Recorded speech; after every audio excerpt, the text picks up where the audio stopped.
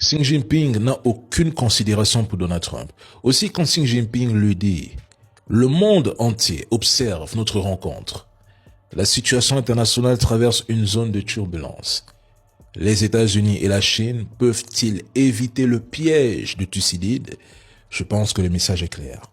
Le piège de Thucydide, popularisé par Graham Allison, décrit le moment où une puissance montante menace de remplacer une puissance dominante, rendant le risque de guerre extrêmement élevé. Et sur les 16 cas étudiés par Allison, 12 ont conduit à un conflit. Pékin avertit Washington qu'une guerre peut encore être évitée si les États-Unis choisissent la coopération plutôt que la confrontation. Et si j'insiste sur les États-Unis plutôt que sur Trump, c'est parce que Donald Trump partira un jour, tandis que d'autres dirigeants américains arriveront, peut-être avec une vision beaucoup plus agressive envers la Chine, ce qui sera l'erreur, le piège.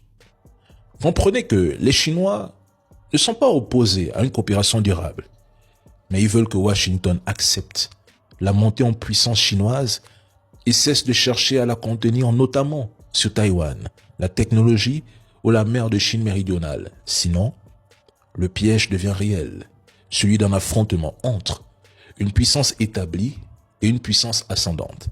Xi Jinping a d'ailleurs lié ce concept à la question de Taïwan durant les discussions.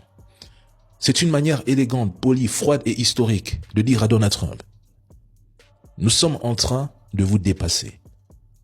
Acceptez cette transition pacifiquement ou l'histoire se répétera. » C'est brutal. Et vous savez, les médias occidentaux en parlent peu, très peu. Mais les États-Unis sont en train de perdre leur rang de première puissance mondiale face à la Chine. C'est même acté. Et derrière cette visite, j'arrive à une conclusion simple. Si Pékin décidait un jour de reprendre Taïwan par la force, ni le Japon, ni même les États-Unis ne seraient capables de l'en empêcher.